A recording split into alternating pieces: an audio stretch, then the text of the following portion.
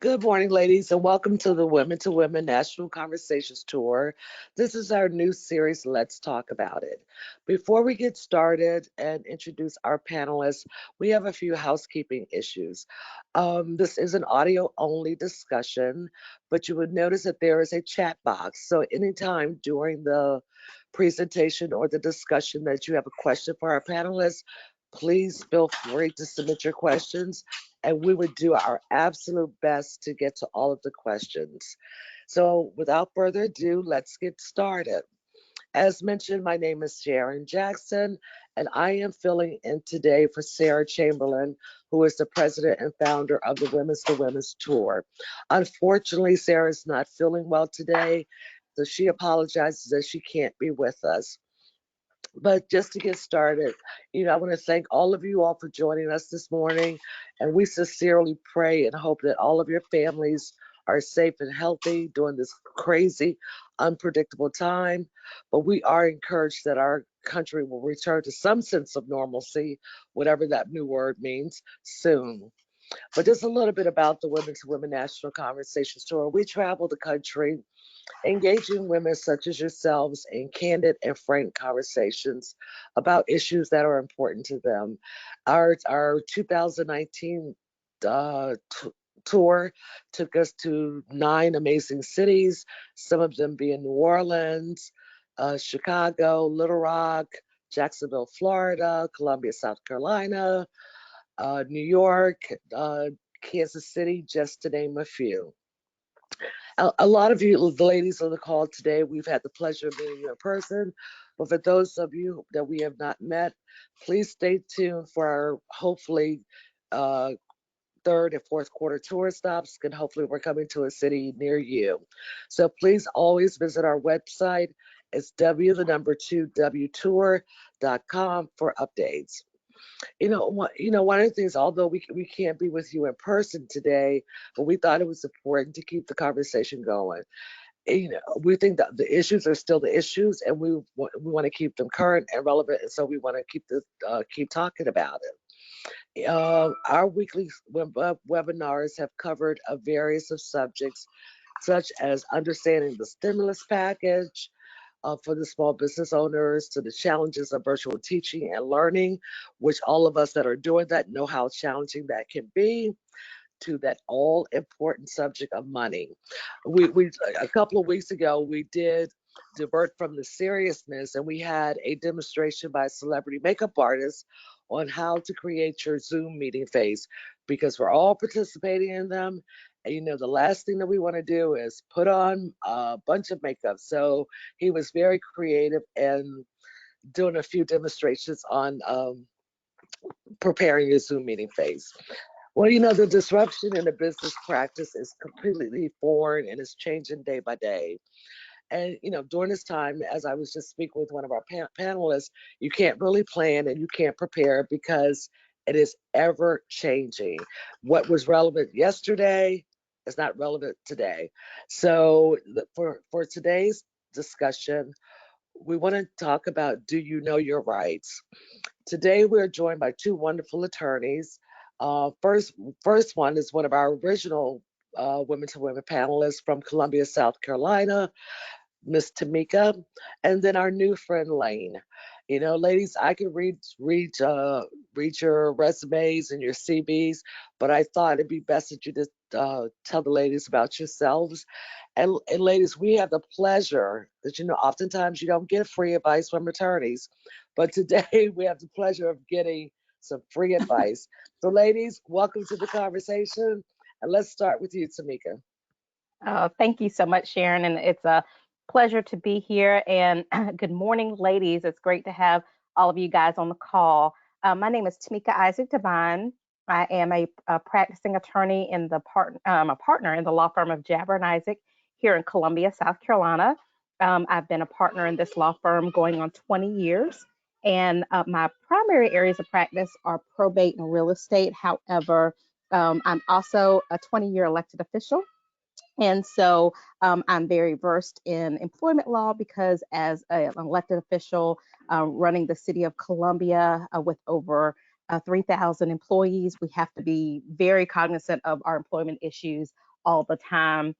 In addition to being an attorney and an elected official, I'm also a entrepreneur. I run two small businesses, well, three, my law firm, and as well as a public speaking, consulting, and coaching firm called the Possibilities Institute, where I work with women leaders just like yourselves with work-life integration strategies and leadership mentoring. And I also have a real estate investment firm. So I'm excited to be here with you today and can't wait to dig into some of your questions so that it makes it easier for us as business owners to navigate this new normal. Great. Thank you, Tameika and Lane. Thank you very much. I really am excited to be here and I appreciate the invitation and it's so nice to meet everyone. I am a litigation attorney. I have been practicing for over 20 years and I'm currently a partner in the firm of Shulman Rogers. And we are about a 100 attorney law firm right outside of DC. I'm licensed in Maryland and DC and Hawaii. I practiced in Hawaii for a long time. When we moved from Hawaii to the DC area, I was general counsel, in-house counsel for a large mechanical services company, and which is actually nationwide. And then I started my own company, so I did that for a while and then joined Shulman Rogers about 6 or 7 years ago. I basically advise all types of clients, individuals to large businesses, on many different issues, including disputes with other people, as well as handling internal disputes. If you have an issue with your partner or a member, so I help people kind of navigate those issues. I honestly try to help people avoid me because as you mentioned, very rarely do attorneys give free advice and the litigation can be very expensive. So I often, particularly right now with everything going on with COVID, I try to help people navigate a solution to problems like paying rent, whether it's residential or commercial, in a way that is relationship based and not really litigation based too, because as we're going to probably talk about a little bit, most courts are closed down right now and nothing's really happening. So you really need to figure out how to navigate it without just filing suit. So hopefully we'll talk a little bit about that today and I'm excited about it. Great. Thank you so much, ladies. Well, with the country gradually reopening, the workplace and small business owners are eager to get open. We hear a lot in the media how a lot of, especially stores, are very disgruntled because the big box stores are opening, but they're not allowing the small businesses to open. What steps should a small business owner take in order to open successfully from a legal perspective to protect themselves, Tameika? Well, first of all, what I would say is please understand that everything is different and everything is fluid. So we know things are changing. The first thing I would make sure everyone knows is it really depends on the type of business that you have and what your abilities are. I know everybody is very anxious to open up because once you're open, your revenue starts coming in. And even while you're closed, you still have bills. So I know it's very important for lots of folks to open, but make sure that you are taking the time to have a strategic plan about how to open and to open safely. Part of that plan, the first step for that plan needs to really look at what the federal, state, and local laws are in your area, and understand what is law and what is guidance. And when I say that, there are guidance. The CDC has guidance about how to open up, but there's also some OSHA laws, occupational safety and health occupation. So we want to make sure that you understand what the laws are. And you understand what the guidance is. And as you understand the guidance, that is to help you along the way. But as you're thinking about what the laws are, understand what is mandatory. So if you are in a place, in a state or city or county that's requiring masks, then you want to make sure that your employees, yourself, your customers have masks. If the guidance is masks, then that is optional. So you want to make sure you understand that. So once you understand what your plan is and know what the laws are, then you want to make sure that you are addressing really the safety concerns. That's the biggest thing of everybody. So the safety of your employees is very important. How do you bring them back safely? And then how do you have your employees interact with customers? You want to make sure that you're limiting person-to-person contact when you can. Again, making sure that you're figuring out what you're going to be requiring as a business owner. Even if it's not a law, but you as a business owner want to make sure that your employees and customers are safe, and so you want to require a mask, you have the ability to do that. You want to make sure that you're providing social guidance for social distancing within your business. So if it means limiting who has access to restroom facilities and other things, and you want to do that. If it makes sure that you have one place that people enter and one place people exit, prominent signage that talks about washing hands and you can't come in when you're sick. Those are all things that you want to have as part of your plan. Understand your plan will be a fluid document, and as new guidance comes down, you may want to change your rules and regulations that you have, but at least having a plan going in, you at least know where you're going to start, and then you have established the right expectations, not only for yourself and your employees, but for your customers as they interact with you. Great. Thanks, Tameika. Now, Lane, we all know that small business owners are eager to get open, but there are some small business owners that are not following the mandates in terms of, if, like in the state of Maryland, they said that certain small businesses could open, but there were some small business owners that said, heck no, I'm not opening. I'm terrified of this and I just want to wait a little longer. So they're not really following the mandates that are being set by the state, I mean, or the federal government for that matter. Now, are there legal repercussions for small business owners that refuse to open? I mean, I think other it's a than the practical obvious? matter. Yeah, I think it's a practical matter that there's not a mandate to open, right? It's a choice to open. I think it's a choice whether to be closed or not, or it's a mandate to be closed. So if the governor or the legislature allows a business to open, then that's a choice to open. I think as a practical matter, the real risk is liability with your debts. If you have a mortgage or rent, maybe you have a loan on inventory you need to pay. I think as a practical matter, there are protections you have while the government has issued some type of mandate or order requiring you to be closed, right? So that there are things, and we can talk about that a little bit more later, but there are things like force majeure events or impossibility. So if, for example, you may remember in Virginia, the governor ordered that all sports and recreational sports area businesses had to close. So at that point, they no longer could get any income. So then the issue is, were they required to pay rent? There's at least a legal argument that by government order, there was an event that prohibited them and made it impossible for them to basically do business. So now we kind of have the opposite. We have the allowance of some businesses to open across Maryland, with the exception of Montgomery and PG County. And I think the issue is really making sure that you are safe, as Tameika talked about, figuring out a strategic plan to open and thinking through options you have, whether using Apple Pay or other things, so you're reducing the contact and person-to-person interaction. If you have ways to create work at home and virtual work options for your employees, if that's a possibility, if you don't have a retail business, that's some way to think about it, because you do want to have some income coming in. But I do think there's a legitimate concern about opening before we have a vaccine, before we really understand that the numbers are going down. Particularly in Montgomery County, we had a huge increase in Maryland yesterday. So I think that there's not really a legal risk with the government if you don't open. I think it's more of an economic risk with your lenders or other people you're in contract with or in business with that may want to force you to open. And it's really just a decision of risk. Great. Thanks, Lane. Tameika, one of our attendees submitted a question that they have an employee that they had under contract for 1 year that they had to lay off, of course, due to the pandemic. But the employer could continue to service the contract. Is the employee bound by law to rehire that employee?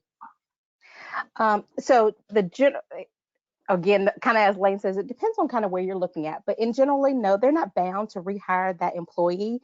The contract is with the employees under a contract, but because of the pandemic, you've had to lay off. And so clearly, if you don't have the income coming in to be able to pay the employees, then you're certainly able to you're not able to pay them.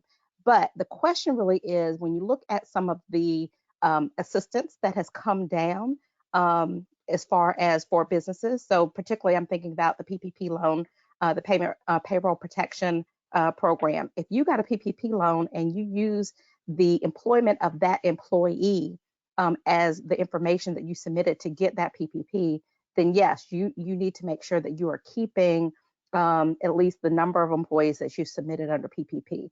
But if the contract that you have, and the question talked about, you have an employee under contract for your, and then you have a contract that you're servicing. I'm assuming you mean a contract for another service. If that contract that you have for that other service, that's with your business, that's not with the employee, but you've hired an employee under that contract. As long as you're still able to provide that service for what you're getting paid for, you're able to.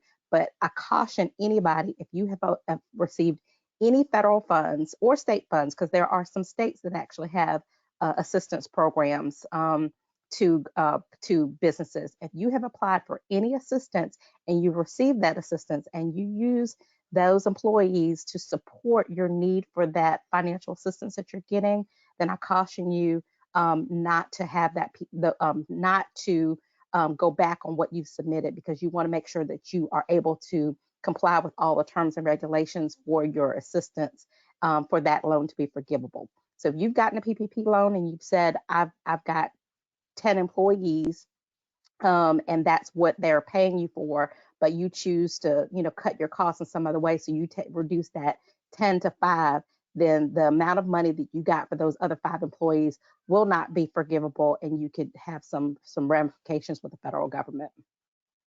Great, great. Lane, the question was submitted that I'm a small business owner with a very small profit margin. Is it necessary for me as the business owner to increase my liability insurance just in case someone gets sick at my establishment? I would say no. What I would recommend that someone do is talk to their insurance agent and figure out if they have an umbrella policy, because you can get a fairly large amount of coverage under an umbrella policy of typically about 1 million to 3 million for a fairly small amount.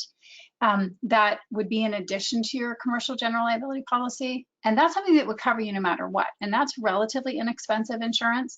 You might also look at whether or not you have directors and officers liability and business interruption. As you may or may not know, most policies excluded pandemics and viruses after H1N1, but some didn't. So there are now riders you can purchase for things like viruses or pandemics, closing your business and interrupting your ability to operate. So I would really encourage you to look at what you have and talk to your insurance agent, possibly to reduce your expenses and reduce your premiums and make sure you have full coverage. Because I think as a practical matter, what we're seeing is it's impossible to identify the source. So without clear contact tracing, I don't know if anyone could prove clearly where you got sick. So, unless it were, it's absolutely clear you only went one place and you didn't have any other interaction, which I think would be pretty hard to establish. It would be hard to prove that someone got sick at your location, although I do recommend that you really have a strategic plan to protect your employees and protect yourself and protect the customers. But from a liability standpoint, I think it would be very hard to prove where you got it. But ultimately, you should be looking at what your protections are and insurance you have and figure out if you have enough. And I think the types and lines of insurance you have are probably more important. Great, great, great. Thank you. Tameika, it was asked that one of our attendees recently won a contract based on one of her employees' past performance. And with the recent pandemic, unfortunately, they had to lay that employee off. Are they obligated to tell the client, the person who they received the contract from, that this employee is no longer with them? So very similar to what I said before, the contract itself is with your company. It is not with the employee. So even if the preference for this employee to work on your contract was a determining factor for this person awarding you the contract itself is with you. So unless you've made any promises in that contract that this is the employee that's assigned to their contract, and that's actually contemplated in the contract specifically in writing, then no, you don't have to, you have no legal obligation. Now, I would say from a customer service standpoint, if you know that is the reason that you got this contract and you want to keep this contract even past its current renewal, just as a responsible business owner, you may want to contact that client and just let them know. Again, we are in a pandemic. Things are weird. This is unprecedented. And so, as a way to just keep, good faith with your customer, to say, I just wanted to let you know, I know that you were, very happy with Jane's performance. Unfortunately, due to the pandemic, we're not we don't have her on here, but I assure you, we will continue to provide you the utmost professional service throughout your contract, so that when that contract is up for renewal, whether Jane is there or not, they want to continue to work with you as a company. Wonderful. Along those same lines, Lane, the question that was presented, I'm a subcontractor on a government contractor. The original contractor is struggling. Is it illegal for me to solicit the business for myself, considering I have inside information on the client's needs? It really depends on what your subcontract says. And if you're a federal subcontractor or a state subcontractor, and what the regulations are that govern. If it's federal, there could be, they're called FAR, or they're basically regulations that govern what you can do and whether you can compete for the business. I think you want to have a conversation with the prime. If they really are in trouble, they may want to assign the contract to you. And the client, the government employer agency, the government agency, may want to bring you in and take over. If you're in a better financial position to deliver and complete the contract, everyone might agree. So again, I think it's having conversations and talking about what's going on. The prime may not want to admit that they're failing or not able to deliver, but the customer may want you to step in, and there may be a way to basically reach an agreement for it to happen, rather than just kind of steal the business. I wouldn't recommend that, but I think having an open and honest discussion about it is better right now than trying to just take the business. And again, you always have to look at your contract and what the terms say. If there's a non-compete, or if there's something that essentially prohibits you from trying to hire employees or take the business directly, you could be in breach of that and end up getting sued. Wonderful, wonderful. Now, Tameika, the question is, I work for a small production firm that recently laid me off, and they'll probably go out of business. I signed an NDA, a non-disclosure agreement, with them several years ago. If they go out of business, even for a short period of time, is the NDA still valid? And so, and I know people hate this with attorneys. It always, the answer always really is, it depends. I would love to see the NDA to really see what it says. But generally speaking, based on what I hear, whether the business is in business or not, the non-NDA probably is still in effect, because it is not, you have probably agreed not to disclose certain things that you've learned by working, for that person, for that business, especially if, if there's, you're talking about a production firm, especially if there's celebrities that you deal with or whatever. And so the terms of that NDA are probably still valid, whether that business is in effect or not. But again, read the NDA and see exactly what it's prohibiting you to do. And if it sustains the business being in operation or not, then you certainly want to make sure that you're still complying with the non-disclosure. Again, and there's a lot of things that what's legal, and then also, what is actually good for business practices. I would just add again, like I said to the last answer, is for you as a business owner, your reputation will precede you, and you want to make sure that you continue to have a good reputation in the field.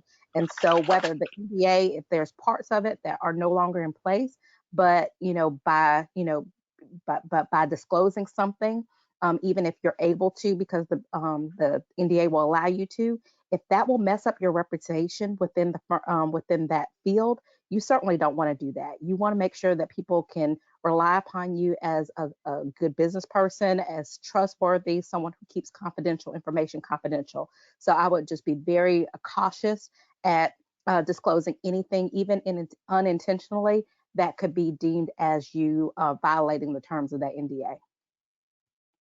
Great, great, great. Darlene, I don't know if you have anything you'd like to add to that, or you concur, or. Again, what Tameika said is that you really have to look at the document, because oftentimes someone will designate something called an NDA, and then it has a non-compete in it. And under these circumstances, the facts you presented were that they were going out of business or were no longer in business. I think if it has a non-compete, it likely is not going to be enforced as a practical matter.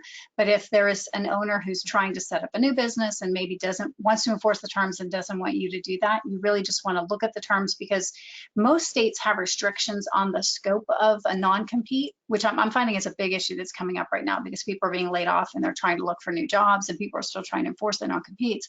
The scope of the non-compete has to be very limited in time and geographical area, and it has to be protecting an interest that the employer has.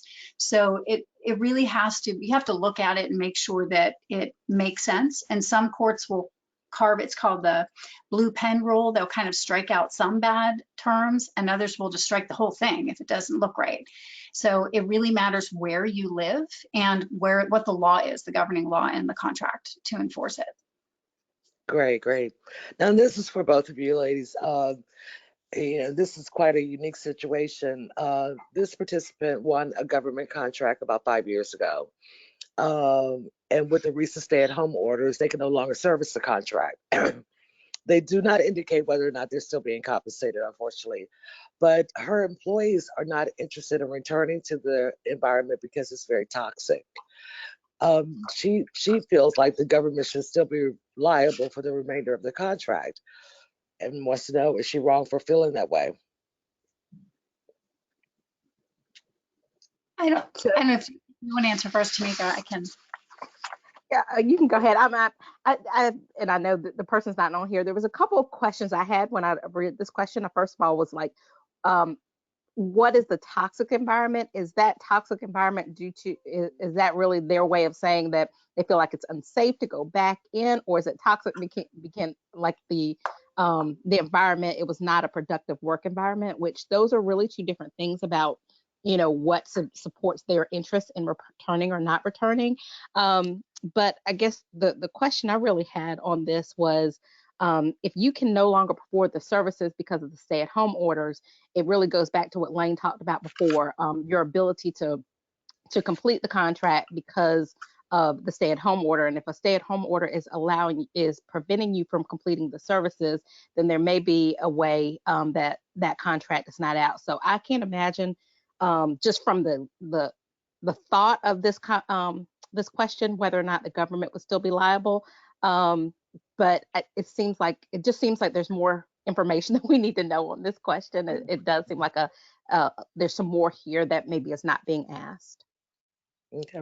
I think it depends on the term of the contract and how it is set up. If you're paid in a flat amount upfront, are you paid where you deliver percentage completion deliverables, whether it could be a construction contract or if it's some type of services you're offering, whether it's coaching or training. It really usually is, you have to deliver the work to get paid, and it's usually on a percentage completion basis. However, if the government controls the environment and is not providing either a safe environment, if this is an OSHA issue, or for its Maryland, most there are state departments just like OSHA, the federal office. If the government is not providing a safe environment for your workers, that's a different issue, and you really need to follow the terms to give notice to the government and deal with that. If there are illegal things going on, if there is someone from the government harassing your employees and creating a hostile work environment, that's again, another issue that needs to be addressed. If you could deliver the services remotely, and that it's possible to do that, if it's possible, I would recommend you offer that, because then you could modify the contract, deliver the services, complete, get paid, everyone still gets to work, but they're not in the environment. So you really want to think outside of the box of when you're looking at a situation and it looks unsolvable and you can't do it, there may be another way to do it, because the work at home options with PPP, as well as money that's coming from different states and counties to facilitate virtual work environments, there are a lot of options for people to turn that way and pivot and basically go online, including sales. A lot of companies are pivoting. I know this is outside of the question, but companies that are pivoting and looking to online sales are really surviving, and marketing online and social media. You really have to think through, can you deliver a different way and still stay in business? Because right now I'm seeing a lot of companies that are going out of business because they can't figure out how to pivot and do it differently. But I think as a practical matter, the way the question was worded, if you just don't deliver or finish, I don't know that you're going to get paid unless the terms paid you up front. Hopefully that makes sense. Great, great, great, great. Well, before we move any further, before we close out to our panelists that have submitted questions, Tameika, a question was presented that this organization offered a job to a candidate. So they submitted the offer letter. The person accepted the job, but now with the reorganization, they can no longer afford her. Is she still legally bound to hire this person? So generally speaking, if the change circumstances have prohibited you being able to provide work for that person, then they're likely, and I hate that I keep saying this. It also depends on where you are and what the laws are where you are, but it's depending on what your offer letter said and what it did. You may not be still legally bound to hire the person. However, if you extended a contract, the person is accepted and you have a contract and that person is still able to provide the work, then not being able to afford that person, that likely would be depending on, where you are, if it's a layoff, if you, how you're going to put that in there. But again, going back to have you exhausted all avenues? If you've hired that person based on the work that you were going to have and you no longer have that work, and you're not going to get paid for it, and you should not have a legally bound to hire that person. But clearly I want to see that offer letter and see exactly what you based that offer employment for, and what was accepted and what was the contract, and then again where you are. So like here in South Carolina, we're a right to work state. And so if I had extended a contract to somebody and I no longer have the business to support them, I have no legal obligation in that. But if I'm not in the right to work state, the law might be different there. So certainly look at the laws where you are. Great, great, great. Now, Lane, shifting gears just a little bit, a question was presented that my husband and I are in business together, and all of our financial and legal affairs are connected as a team. Is it time for us to separate our affairs to protect one another? Should we have all our eggs in the same basket? Well, it kind of depends. It depends on how you're set up as an entity. If you have a protection from liability individually, you should be okay, especially if you work together and this is basically a business that you have created together. So you have invested either sweat equity or actual liquid equity. You're going to want to continue to build it, as long as you have protections with it. So if you're a limited liability company and you've been properly capitalized when you set up, and you have insurance, and you have done everything above board and not done anything strange with contracts when you've executed them, and you've executed them properly in the name of the entity and let people know that you're a limited liability company, you should be protected. From a planning standpoint, you might want to think about having other investments and having other companies for that reason. So you don't have, if one company fails, that's all you have. But it really, if you have a family business and that's what you've set up and everyone in your family works in it, that's kind of the structure you've set up. So I don't know that it just is easy to suddenly set up another company or work in a different company. I know some people do have separate employment for insurance purposes. So they will have insurance through an employer and then still have an interest and involvement in a family business. So it might be beneficial to do that for insurance purposes, assuming that the insurance plan with that company is affordable.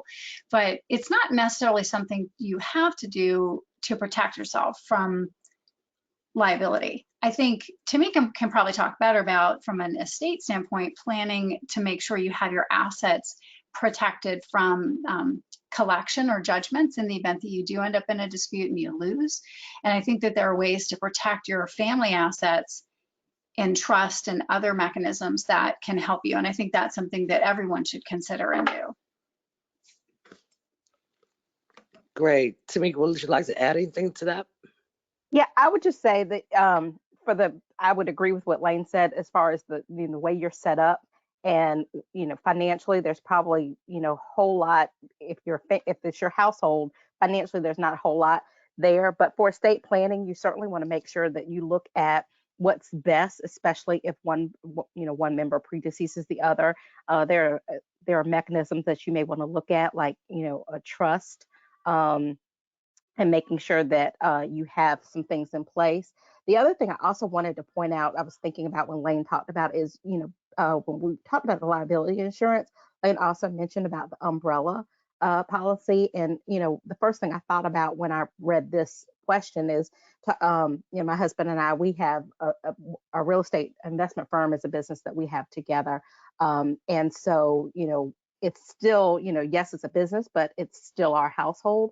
And so we do have an umbrella policy. And so when you talk about, our financial and legal affairs connected as a team, that umbrella policy would likely take the anxiety that you have off of, your financial and legal affairs being tangled in.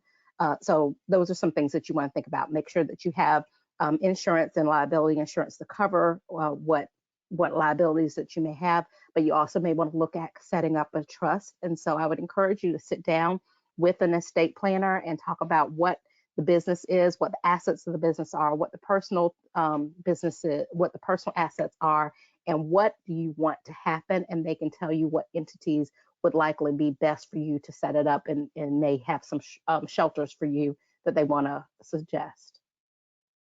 Wonderful. Sharon, Ladies, the if last I question before, I'm can sorry, I go add ahead, something Lane. to that, Sharon? I'm so sorry. Uh-huh. I apologize for interrupting you. Tamika just made me think of something, and everyone should think about this. If you have certain people that are critical to the success of your business, you should have key person insurance on them. And I hate, you hate to think about catastrophic events, but you should really have key person insurance in the event that one of you pass away, so that it then basically can backfill funding that you may need for a period of time until you can get back on your feet. It's something that people don't want to think about, but you really should have it. And Tameika mentioning the insurance piece of it made me think of that. Great, great, great. Now, this will be our last question. Um, especially in Washington, which is a high rent district for a lot of small business owners or businesses, period. And with the shutdown orders, the stay-at-home orders, that a lot of companies are requiring tenants to still pay their rent. So, we enter into these long-term contracts or year-long contracts, with our children's school, office rent, monthly parking, things of that nature. And but we're not getting the services. I mean, what do we do? Do we renegotiate for future services, or do we demand our money back? This is Lane. As a from the standpoint of Maryland, DC, and Virginia, there were governor executive orders issued by the governor that basically prohibited any type of eviction actions for residential tenants. And so most tenants essentially could stop paying rent if it was a residential tenant. There are some states that also extended that to commercial tenants, basically that halted all evictions. And even under the FFCRA, there are provisions that protected people from foreclosure if they couldn't pay their mortgage.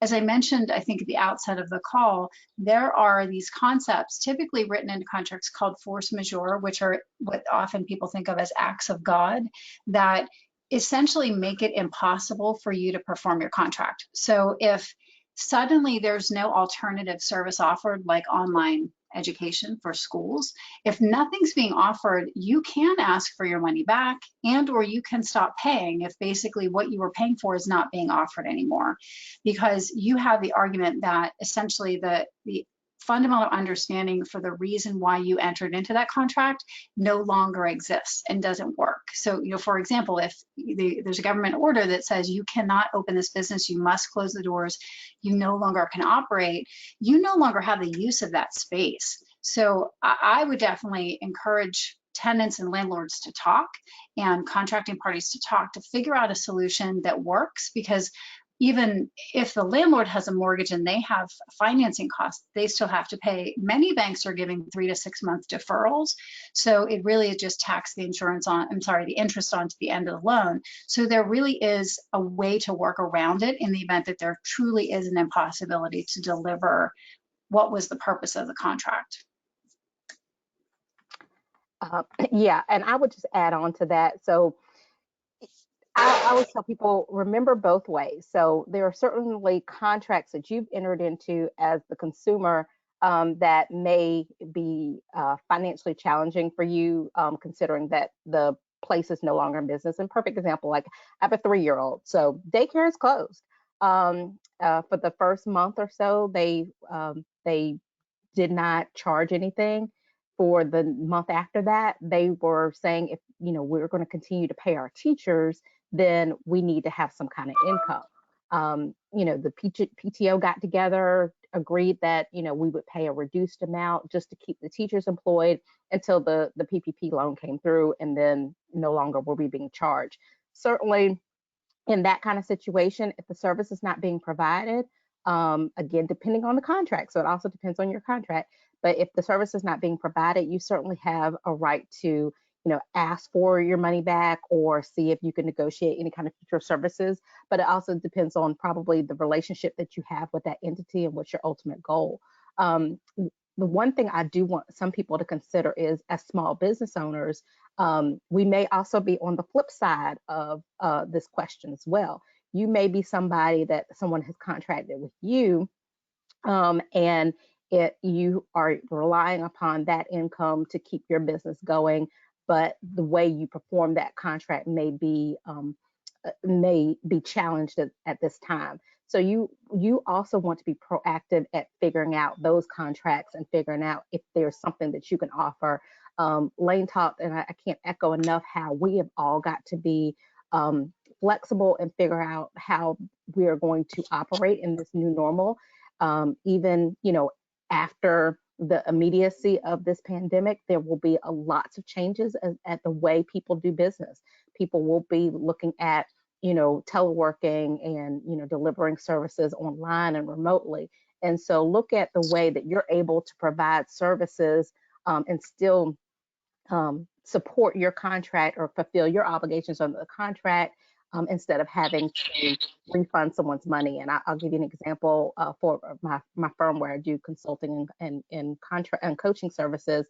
I had a contract with a large employer here where I'd go in and actually do physical on-site training. It was an annual contract, and before we even got to the point where they could reach out to me, I reached out to them and said, "Hey, we're living in a new normal, but let me tell you, I think that we can provide more one-on-one with your employees by doing virtual trainings, and they can do online coaching, etc." And so I was able to actually highlight or support that contract in a different way. And it not only did I keep that contract, but I was able to negotiate different terms of the contract to actually get more money, which helped support my business. So as business owners, I want y'all to think about that as well, being on the standpoint of whether or not you have to pay contracts that you're in as the consumer, but also think about, as a business owner, how are you going to be able to fulfill your contracts as a business owner, and figure out a way to provide it in a different way so that you are not in a position to have to lose business. Wonderful. Ladies, I can't thank you enough for participating. And, we try to keep it to 45 minutes. We're a little over, but I know that Cecilia has received several questions. And so, for our attendees, I apologize if we weren't able to get to your questions, but you feel free to submit them through our website, wtour.com, and we'll try to address them as quickly as we can. So again, thank you. And Cecilia, if you can just quickly give us, let's say, 3 of the questions that were submitted. To ask the questions? Yes. We Just have, just give us the top 3, please. the top 3, we have: my family and I rented a condo in France for 30 days for the summer. We are canceling our plans. The landlord refuses to refund our deposit, claiming pandemics are not covered. What advice can you give? The other ones we have are last year I entered a 2-year contract to service the Senior Citizen Center. I have a year left and want to break the contract. They are reopening the center June 1st. I have a 60-day out clause but don't want to go back at all. Can they sue me for breach of contract? Then we have a person who's asking, I know this is not a financial discussion specifically, but I am overwhelmed financially and considering filing for bankruptcy. What should I do?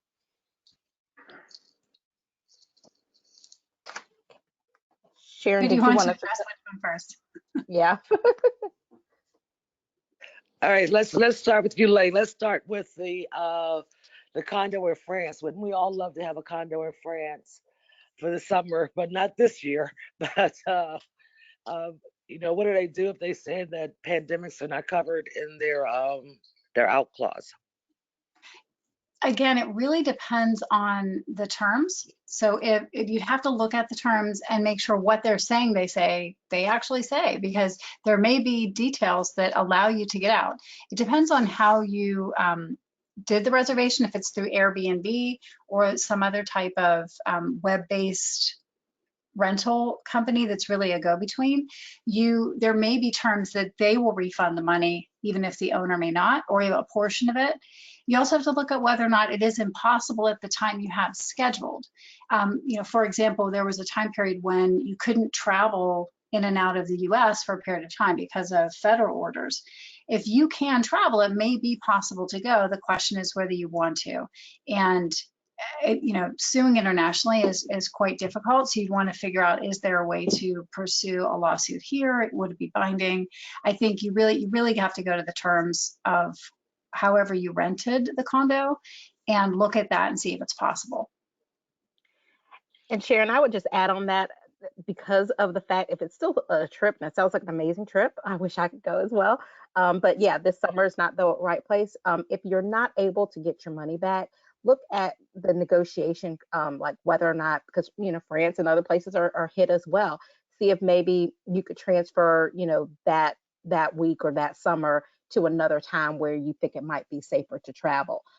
So, look at whether or not they're willing to give you money back. And if they're not willing to give you money back, you've got to weigh it. And then ultimately, your safety is most important. And if you're concerned about the safety part, and you end up losing some money, that may have to be the way it ends up being. But see how much you can negotiate at the tail end, even if it's traveling at a later date. Wonderful, wonderful. And now the question, I think, Cecilia, if you could read the question about the Senior Citizen Center again for me, please. Yes.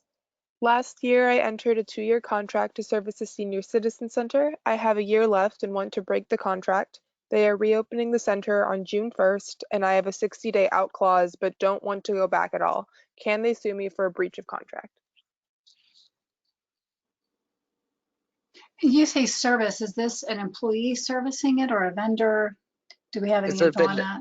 that? It's a vendor servicing it. A vendor servicing it. Yes, I think as a practical matter, anyone can sue anyone. Is it possible to get out of the contract? It is possible, but you're again going to have to look at the contract to figure out whether or not that's an option.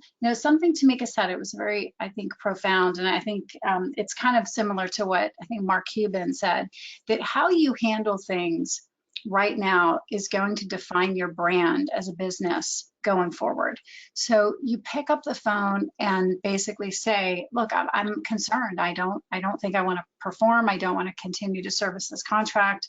Can I help you find someone else? Is there another solution? Because I don't want to leave you in the lurch and I don't want to basically just breach and walk away, but I'm not comfortable servicing the contract. So how can we fix this and help you move forward where I'm not physically doing it? Because what if you're someone or your employees have you have compromised immune issues and you don't want to expose yourself. I think we all know in many states, senior living centers are having a very high contraction rate of COVID, and there are legitimate concerns. So I think that the best thing to probably do would be to pick up the phone and talk it through and figure out a way out of it rather than just breach and walk away.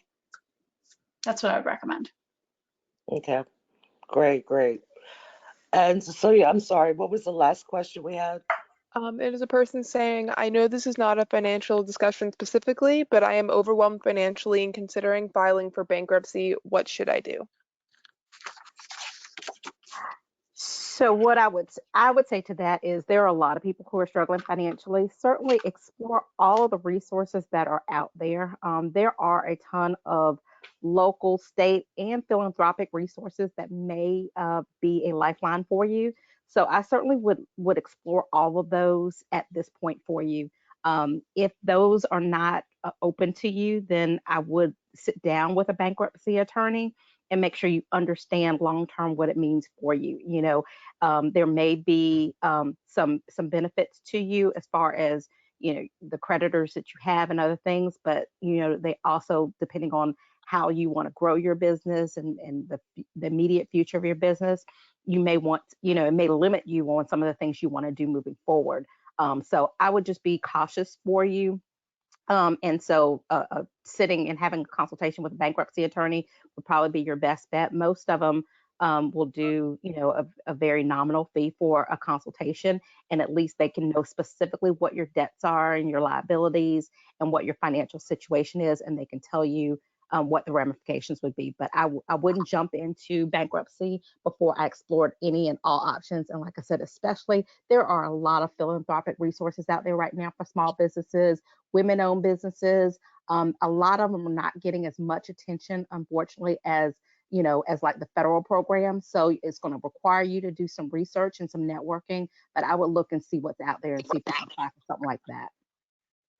So that should be a last resort. The bankruptcy, yes, I would say bankruptcy would be the last resort. Look at your other options first.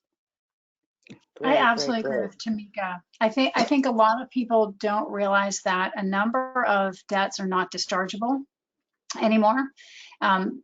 Congress has passed a number of laws that have modified what you can fully discharge in a Chapter 7.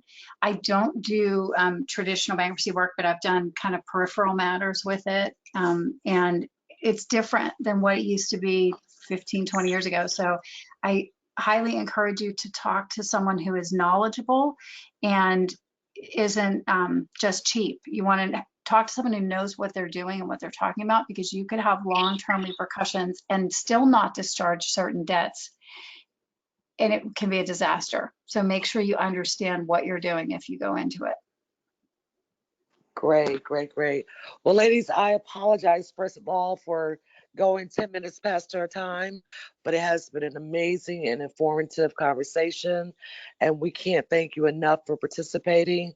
So thank you so very much. And again, for our attendees, the link for this conversation will be on our website this afternoon and all of our social media handles, which is w2tour.com. And again, follow us on Facebook, follow us on Instagram and Twitter, and look out for our Women to Women Conversations Tour updates. Thank you so very much, ladies. Thank you. Thank you for having me. It was great to meet you Great, all. great. And be safe and stay healthy. Yes, wash your hands. Okay, all right, thank And wear you. your mask. Yes. Take care. All right, thank you. Bye-bye. Bye bye.